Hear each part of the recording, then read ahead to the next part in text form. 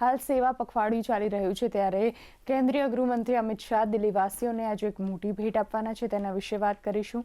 ઉપરાંત વાત કરીશું નવરાત્રિની કે આજે મહાઅષ્ટમી છે ત્યારે એક તરફ માઈ ભક્તો મંદિરમાં દર્શન કરવા ઉમટી પડ્યા છે, તો બીજી તરફ વરસાદનું જોખમ છે. ગુજરાતમાં વરસાદનો વધુ એક રાઉન્ડ શરૂ થયો છે ત્યારે ખેલૈયાઓ ટેન્શનમાં આવી ગયા છે અને આજે રાજ્યના કયા કયા જિલ્લાઓમાં વરસાદની આગાહી છે તેના વિશે વાત કરીશું. ઉપરાંત સેન્સેક્સની આજે શું પરિસ્થિતિ છે એની માહિતી મેળવીશું. આ સિવાય પણ દેશ, દુનિયા અને રાજ્યની મહત્વની ખબરો પર નજર કરીશું. પણ પહેલા જોઈ લઈએ હેડલાઇન્સ.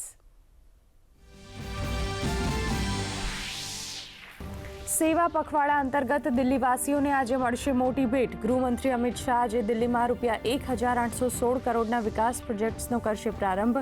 રાજધાનીના લાખો પરિવારોને મળશે સ્વચ્છ જળ અને મજબૂત સુએજ નેટવર્ક.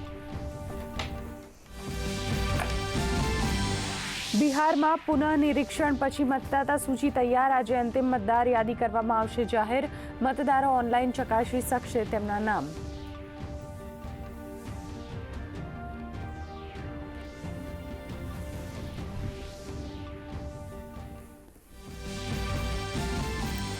રાજ્યમાં વરસાદનો વધુ એક રાઉન્ડ. છેલ્લા 24 કલાકમાં રાજ્યના 130 તાલુકાઓમાં વરસાદ.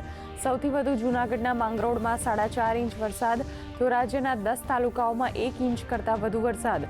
રાજ્યના 151 ડેમ હાઈ એલર્ટ પર. રાજ્યમાં આગામી 7 દિવસ વરસાદની આગાહી.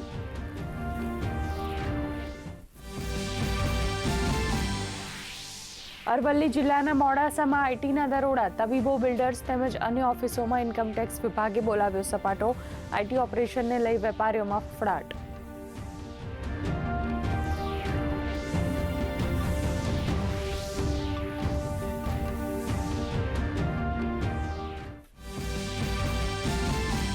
દિવાળીના તહેવાર દરમિયાન દોડશે એક્સ્ટ્રા એસટી બસો. સુરત શહેરથી દોડશે 1,600 એક્સ્ટ્રા બસ. 2,600 ટ્રીપ સંચાલિત કરાતા 5 લાખથી વધુ મુસાફરોને મળશે લાભ.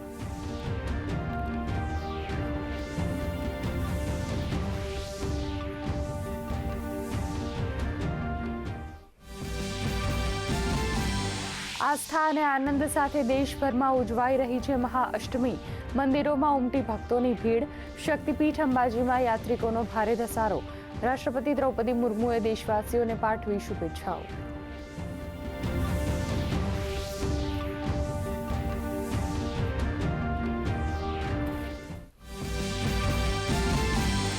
સપ્તાહના બીજા દિવસે ભારતીય શેરબજારનો ફ્લેટ કારોબાર. સેન્સેક્સ 68 અંકના ઘટાડા સાથે 80,297 પર, તો નિફ્ટી 10 અંકના ઘટાડા સાથે 24,624 પર કરી રહ્યો છે કારોબાર.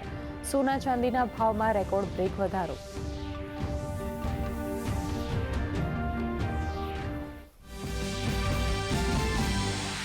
ગાઝામાં યુદ્ધ વિરામ રોકની વચ્ચે પ્રધાનમંત્રી નરેન્દ્ર મોદીએ શાંતિ પ્રસ્તાવનું કર્યું સ્વાગત. ડોનાલ્ડ ટ્રમ્પના શાંતિ પ્રસ્તાવ પર નેતન્યાહુ થયા સંમત, તો ટ્રમ્પની પહેલનું આરબ અને ઇસ્લામિક દેશોએ કર્યું સ્વાગત.